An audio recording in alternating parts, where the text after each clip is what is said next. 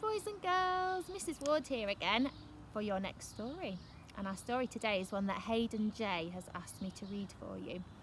And it's about a key worker, somebody who still has to go to work during the coronavirus to help our country keep running. Shall I give you a clue? I'll lift up the book slowly. Oh, there's some parcels and letters.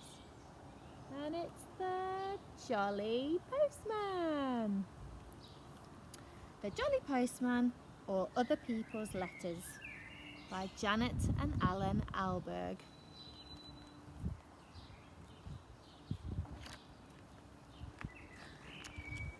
Once upon a bicycle, so they say, a jolly postman came one day from over the hills and far away with a letter for the 3 bears.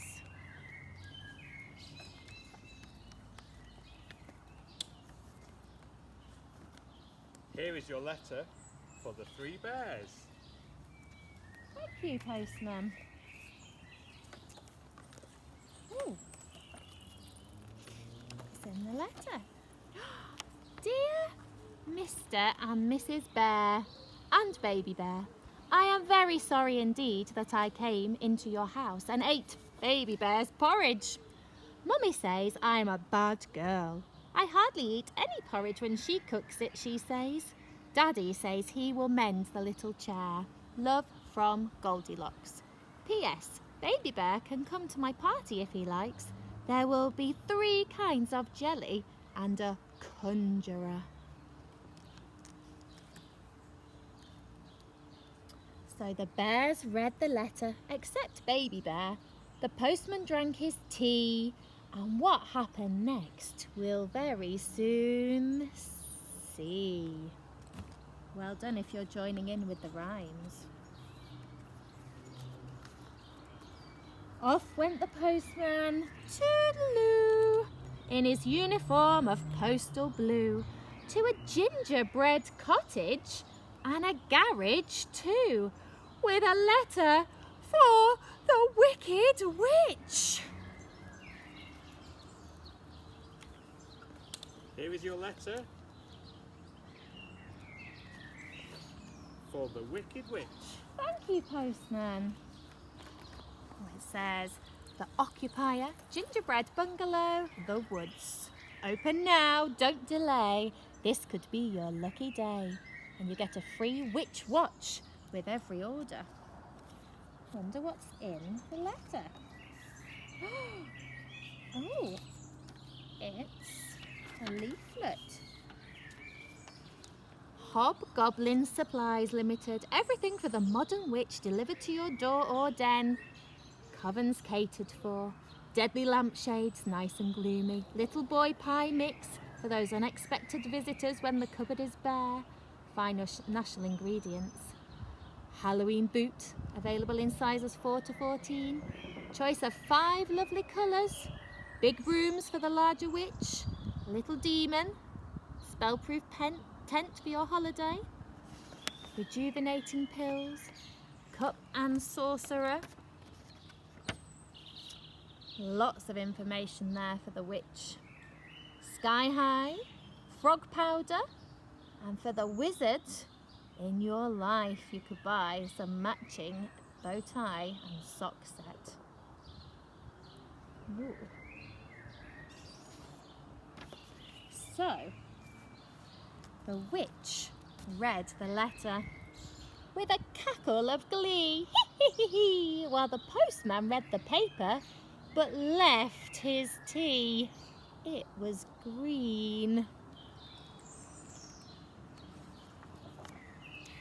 Soon the jolly postman, we hear tell, stopped at a door with a giant bell and a giant bottle of milk as well, with a postcard for guess who?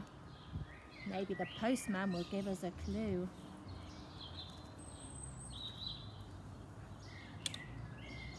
Who's this from? I can't read this one. Is it the giant? This is Letter for the giant. Giant. Thank you.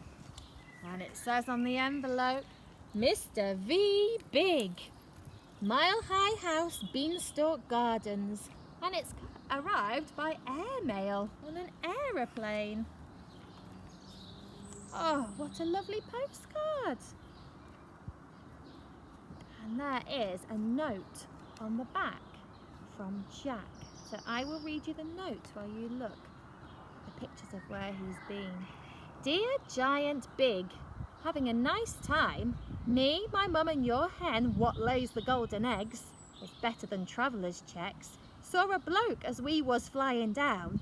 He was bigger than you. I've took note of his address. Take care of yourself and your talking harp. I'll be back for that one of these days, I shouldn't wonder. Bye for now. Your very little pal, Jack. Jack. So the giant read the postcard with baby on his knee, and the postman wet his whistle with a thimble full of tea.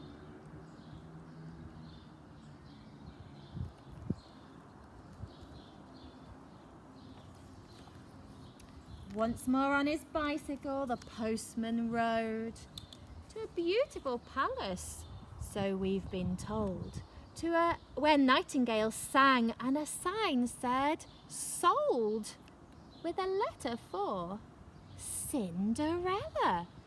There's a surprise. Good morning. Here's your letter for Cinderella. Oh, thank you very much. And the envelope says HRH, Her Royal Highness Cinderella, the palace, Half Kingdom Road. What was in that letter? Ooh.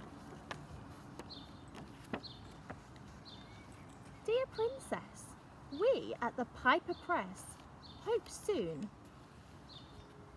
to publish a little book for younger readers in celebration of your recent marriage to His Royal Highness Prince Charming.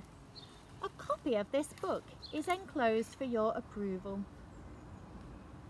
We trust that this somewhat shortened version of Your Highness's most marvellous tale will not displease you. We also trust that you will be comfortable in your new home and live happily ever after. Your humble servant and loyal subject to be, Peter Piper, Managing Director. And in the envelope is the tiny, tiny version of Cinderella, the story of a fairy tale princess. There was once a young woman named Cinderella who had a cruel stepmother, two cruel and ugly stepsisters, and a father who was not around much. One day the postman arrived with an invitation to the royal ball. The stepmother and the sisters got dressed in their finery and departed almost at once, leaving Cinderella alone.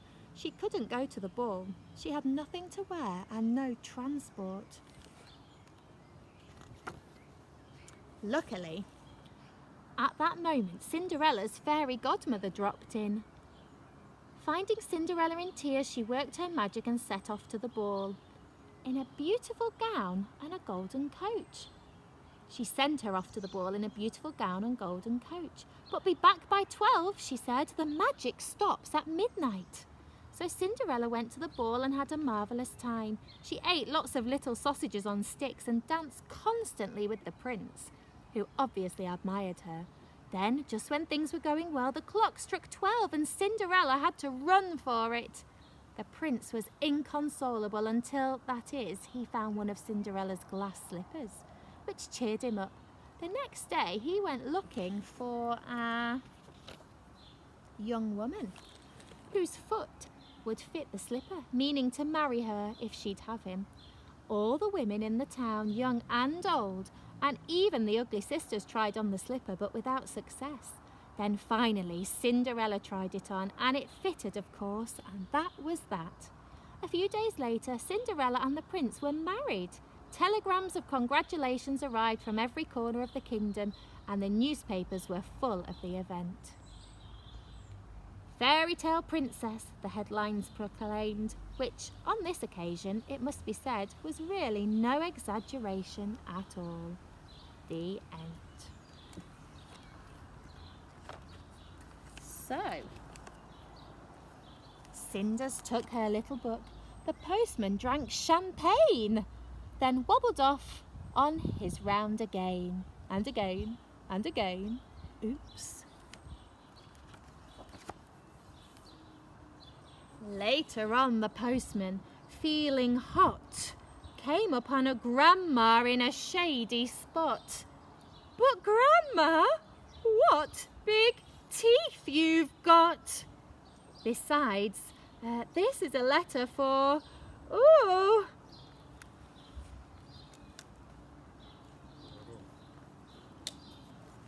I have a letter for the wolf. The big bad wolf. And it says the letter is urgent. B.B. Wolf Esquire, Big Bad Wolf Esquire, care of Grandma's cottage. Horner's Corner. Horner's Corner? I wonder if the wolf lives near to Miss Horner. Let's see what the letter says. Oh, it's from Meeny, Miny, Mo and Co. Solicitors, Alio Buildings, Tow Lane. Dear Mr. Wolf, we are writing to you on behalf of our client, Miss Red Riding Hood, concerning her grandma. Miss Hood tells us that you are presently occupying her grandma's cottage and wearing her grandma's clothes without this lady's permission. Please understand that if this harassment does not cease, we will call in the official woodcutter and, if necessary, all the King's horses and all the King's men. On a separate matter, we must inform you that Mr.'s Three Little Pigs Limited are now firmly resolved to sue for damages. Your offer of shares in a turnip or apple picking business is declined, and all this huffing and puffing will get you nowhere. Yours sincerely, H. Meany, Harold Meany. Ooh, sounds like the wolf might be in a bit of trouble there. So, Grandma read the letter and poured the tea, which the not-so-jolly postman drank nervously. Wonder why he's feeling so nervous, sitting next to the wolf. Now the jolly postman, nearly done, so is the story, came to a house where a party had begun. On the step was a bear with a bun. But the letter was for Goldilocks. Oh, here comes the postman. Good morning. Good morning, Mr. Postman. I have a letter for Goldilocks. Thank you. Oh, let's open it up. There's some money in this envelope. £1 from the Bank of Wonderland.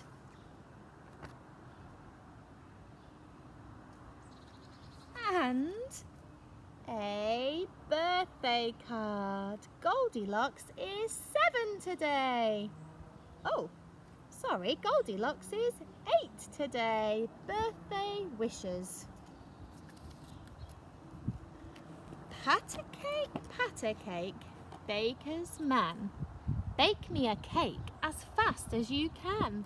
Carry it in on a beautiful plate and light up the candles. Today I am 8.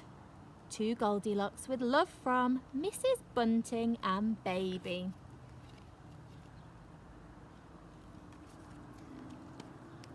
So Goldilocks put the pound note in the pocket of her frock, and the postman joined the party, and they all played Postman's Knock.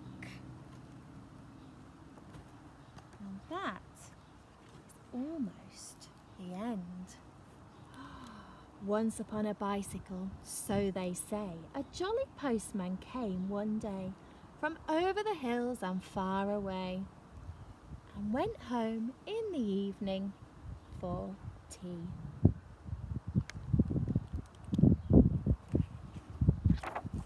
now is the end. Thank you for listening to our story so carefully, and I hope you enjoyed the special postman visitor. Bye bye, boys and girls. Take care.